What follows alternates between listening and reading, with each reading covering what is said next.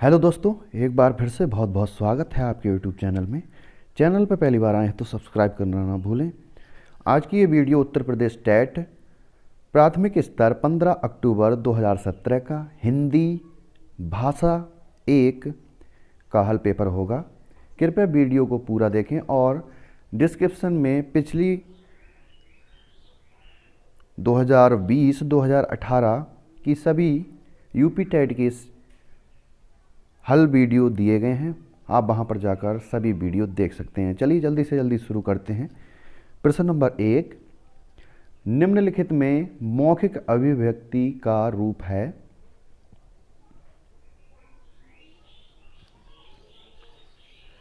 सही उत्तर होगा option number 4, आशु भाषण। आशु भाषण मौखिक अभिव्यक्ति का एक रूप है। आशु भाषण भाषण का वह तरीका है जिसमें भाषणकर्ता को भाषण के ठीक पूर्व विषय बताया जाता है।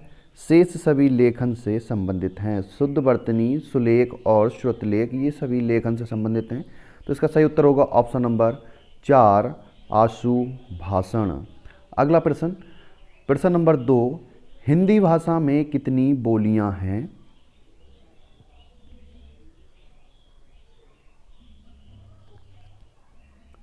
सही उत्तर होगा ऑप्शन नंबर 3, 18 बोलियां।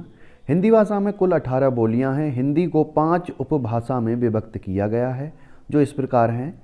पूर्वी हिंदी, जिसमें वघेली, छत्तीसगढ़ी एवं अवधी आती है।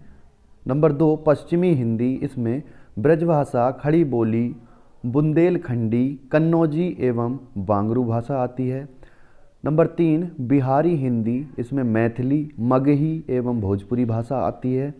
नंबर 4, राजस्थानी हिंदी, इसमें मालवी, मेवाती, मारवाड़ी एवं जयपुरी भाषा आती है। और नंबर 5, पहाड़ी हिंदी, इसमें कुमाऊनी एवं गढ़वाली है। इन बोलियों को मिलाकर कुल 17 बोलियां होती हैं तथा दक्षिणी हिंदी, हिंदी का ही पूर्व रूप मिलाकर कुल 18 बोलियां हो जाती हैं। तो सही उत्तर होगा ऑप्शन नंबर 3, 18 बोलियां।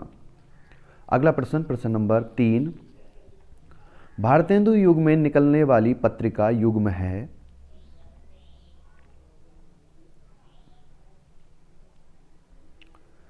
सही उत्तर होगा ऑप्शन नंबर 1, कवि वचन सुधा और हिंदी प्रदीप।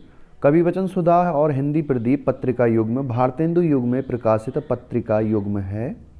कवि वचन सुधा का प्रकाशन सन 1868 में काशी से भारतेंदु हरिश्चंद्र ने किया। ये एक मासिक पत्रिका थी। हिंदी प्रदीप का प्रकाशन सन 1877 ईस्वी में प्रयाग से बालकृष्ण भट्ट ने किया। ये भी एक मासिक पत्रिका थी। तो सही उत्तर होगा ऑप्शन नंबर 1, कवि वचन सुधा और हिंदी प्रदीप। अगला प्रश्न, प्रश्न नंबर 4, तद्भव पत्रिका के संपादक का नाम है।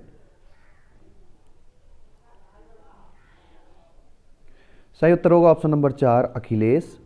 तद्भव पत्रिका के संपादक अखिलेश जी थे। ये लखनऊ से प्रकाशित होने वाली पत्रिका थी। ये मासिक पत्रिका है जो मूलतः आधुनिक रचनाशीलता पर आधारित है। इसका सही उत्तर होगा ऑप्शन नंबर 4, अखिलेश। अगला प्रश्न, प्रश्न नंबर 5, 12 बरस लो कुकर जीवे और 13 लो जिए सियार, ये पंक्ति किसकी है?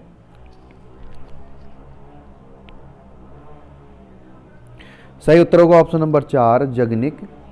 12 वर्ष लो कुकर जीवे और 13 लो जिए सियार, ये पंक्तियां जगनिक कृत परमाल रासो, जिसे आला खंड कहा जाता है, से हैं।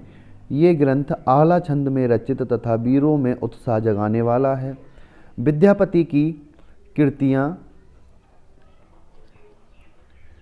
कीर्ति कला, कीर्ति पताका तथा पदावली हैं और चंद्रवरदाई की रचना पृथ्वीराज रासो है तथा नरपति नाल की रचना बीसल देव रासो है। तो इसका सही उत्तर होगा ऑप्शन नंबर 4, जगनिक। अगला प्रश्न, प्रश्न नंबर 6, निम्नलिखित में से किस देश में हिंदी भाषा का प्रयोग लिखने एवं बोलने में किया जाता है?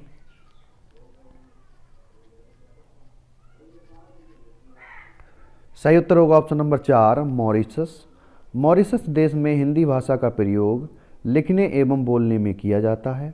अंग्रेजी वहाँ की राजभाषा है। मॉरिशस में हिंदी का इतिहास 150 वर्ष पुराना है।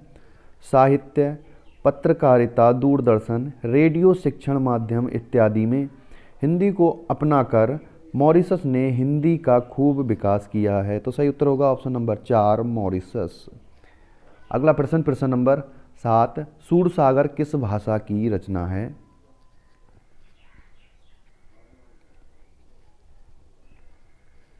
सही उत्तर होगा ऑप्शन नंबर 3 ब्रजभाषा। सूरसागर ब्रजभाषा की रचना है। सूरसागर सूरदास के कृष्ण भक्ति से युक्त पदों का संग्रह है। इसके प्रथम 9 स्कंद संक्षिप्त तथा दसम स्कंद का अति विस्तृत है। इसमें भक्ति का प्राधान्य है। कृष्ण की बाल लीलाओं तथा भ्रमर गीतों का संकलन है। तो सही उत्तर होगा ऑप्शन नंबर 3 ब्रजभाषा। अगला प्रश्न, प्रश्न नंबर 8, वीरों का कैसा हो बसंत कविता किसने लिखी? सही उत्तर होगा ऑप्शन नंबर 2 सुभद्रा कुमारी चौहान। वीरों का कैसा हो बसंत सुभद्रा कुमारी चौहान द्वारा रचित एक लब्ध प्रतिष्ठित कविता है। धातव्य है कि सुभद्रा कुमारी चौहान वीर रस की एकमात्र कवियत्री हैं। झांसी की रानी इनकी अन्य प्रसिद्ध कविता है। त्रिधारा, मुकुल आदि इनके प्रसिद्ध काव्य संग्रह हैं। तो सही उत्तर होगा ऑप्शन नंबर 2। अगला प्रश्न, प्रश्न नंबर 9, निम्न में से कौन सी व्याकरण और वर्तनी से शुद्ध भाषा कहलाती है?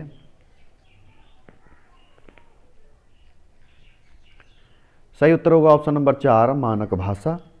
मानक भाषा भाषा का आदर्श रूप होती है। ये पूर्णतः परिष्कृत, शुद्ध एवं व्याकरण सम्मत भाषा होती है।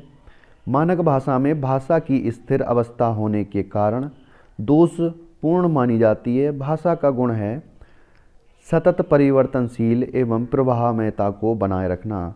उक्त गुण जीवंत भाषा में पाए जाते हैं। इसका सही उत्तर होगा ऑप्शन नंबर 4 मानक भाषा। अगला प्रश्न, प्रश्न नंबर 10, निम्नलिखित में से कौन सा रासो आलाखंड के नाम से प्रसिद्ध है?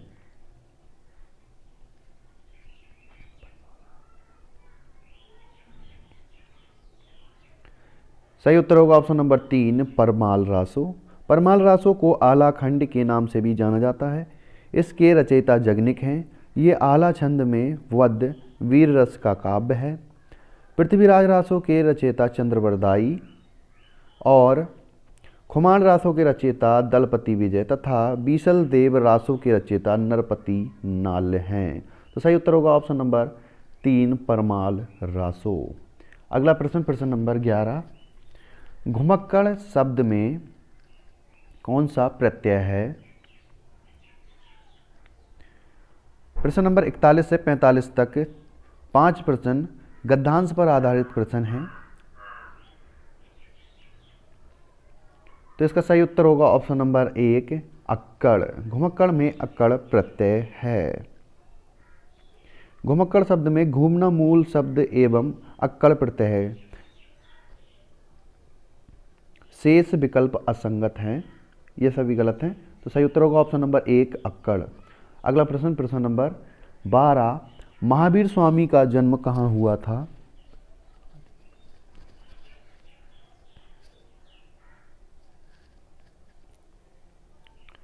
सही उत्तर होगा ऑप्शन नंबर 2 वैशाली। महावीर स्वामी का जन्म वैशाली में हुआ था तथा पावापुरी में उन्होंने शरीर का त्याग किया था। तो सही, इसका सही उत्तर होगा ऑप्शन नंबर 2 वैशाली। अगला प्रश्न, प्रश्न नंबर 13, स्वच्छंद में कौन सी संधि है?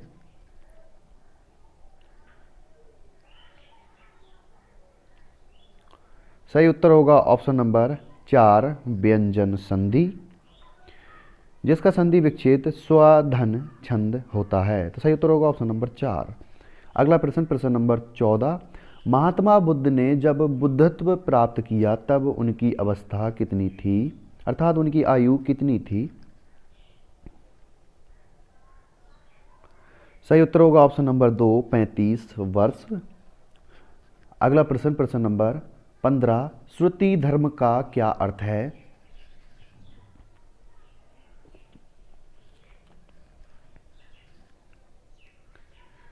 सही उत्तर होगा ऑप्शन नंबर 4 वैदिक धर्म। अगला प्रश्न, प्रश्न नंबर 16 निमिष शब्द का पर्याय है?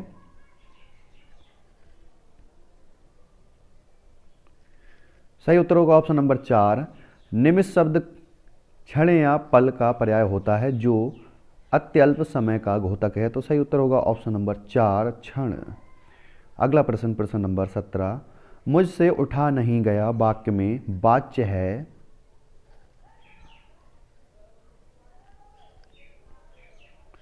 सही उत्तर होगा ऑप्शन नंबर 3 भाववाच्य। मुझसे उठा नहीं गया वाक्य में भाववाच्य है।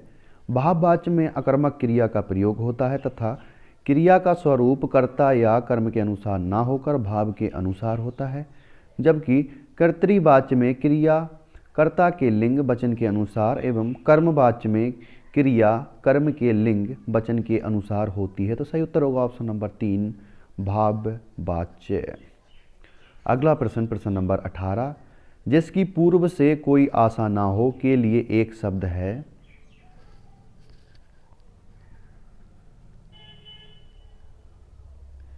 सही उत्तर होगा ऑप्शन नंबर 2 अप्रत्याशित। प्रत्याशा का अर्थ होता है जिसकी आशा की गई हो। अप्रत्याशित का अर्थ होता है जिसकी पूर्व से कोई आशा ना हो। अपरिमेय की का अर्थ होता है जिसकी माप ना संभव हो। और अनाहूत का अर्थ होता है जो बिना बुलाए आया हो। तो इसका सही उत्तर होगा ऑप्शन नंबर 2 अप्रत्याशित। अगला प्रश्न, प्रश्न नंबर 19 गोधूम शब्द का तत्सम है?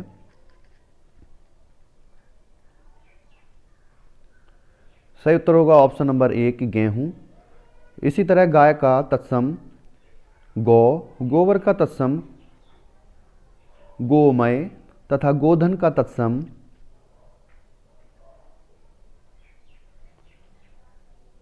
तो इसका सही उत्तर होगा ऑप्शन नंबर गोधन का तत्सम पता नहीं क्या है यार।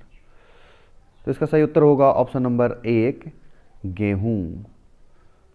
तो अगला प्रश्न, प्रश्न नंबर 20 निष्कपट शब्द का संधि विच्छेद है?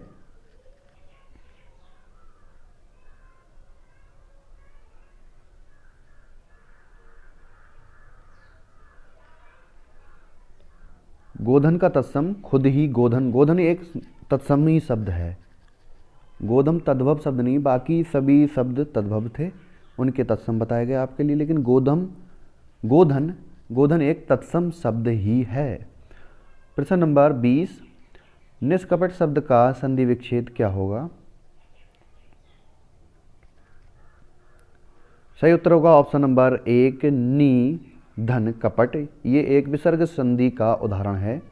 अगला प्रश्न, प्रश्न नंबर 21 निम्न में से किस शब्द की वर्तनी सही है? सही उत्तर होगा ऑप्शन नंबर 2 अनुग्रहीत। अगला प्रश्न, प्रश्न नंबर 22 अपेक्षा का विशेषण रूप क्या है?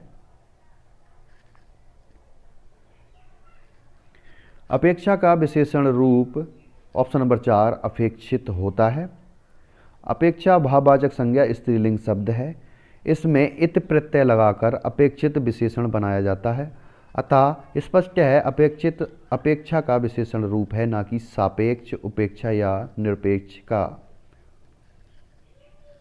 सही उत्तर होगा ऑप्शन नंबर 4 अपेक्षित। अगला प्रश्न, प्रश्न नंबर 23 स ध्वनि का उच्चारण स्थान है?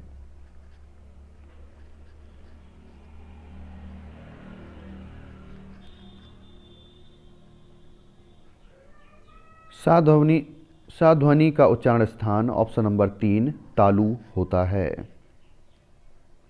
अगला प्रश्न, प्रश्न नंबर 24 अत्यंत शब्द में प्रयुक्त उपसर्ग है? सही उत्तर होगा ऑप्शन नंबर 4 अति। अत्यंत में अति उपसर्ग प्रयुक्त है। इसमें अति उपसर्ग तथा अंत मूल शब्द है।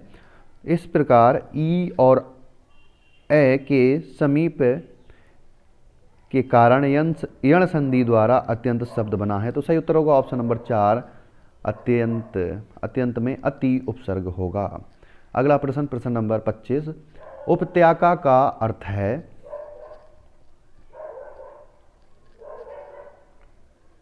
सही उत्तर होगा ऑप्शन नंबर 4, पर्वत के पास की भूमि। सूर्य जिस पर्वत के पीछे से निकलता है उसे उदयाचल कहते हैं। शेष असंगत है, तो इसका सही उत्तर होगा ऑप्शन नंबर 4, पर्वत के पास की भूमि। अगला प्रश्न, डा का उच्चारण स्थान होता है।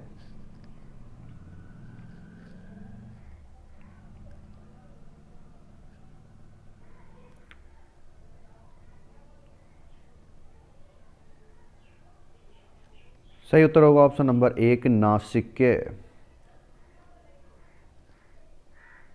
आयोग ने इसका उत्तर ऑप्शन नंबर 1, नासिक ही माना है, तो सही उत्तर होगा ऑप्शन नंबर 1, नासिक। अगला प्रश्न, प्रश्न नंबर 27, 4 गज मलमल में कौन सा विशेषण है।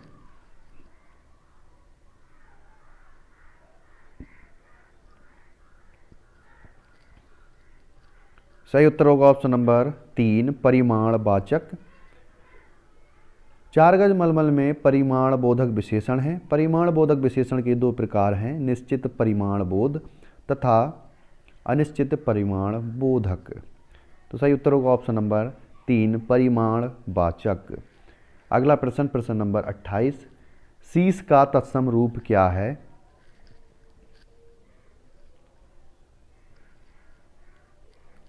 सही उत्तर होगा ऑप्शन नंबर 2, शीर्ष।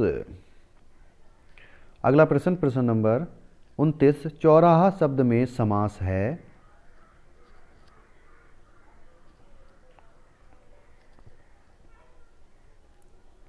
सही उत्तर होगा ऑप्शन नंबर 3, द्विगु समास।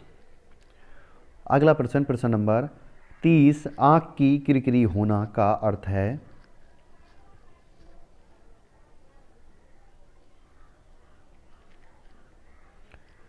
सही उत्तर होगा ऑप्शन नंबर 1, अप्रिय लगना, तथा आंख का तारा होना का अर्थ है बहुत प्रिय होना, तथा आंख की किरकिरी होना का अर्थ ऑप्शन नंबर 1, अप्रिय लगना। Thanks for watching and subscribe my channel.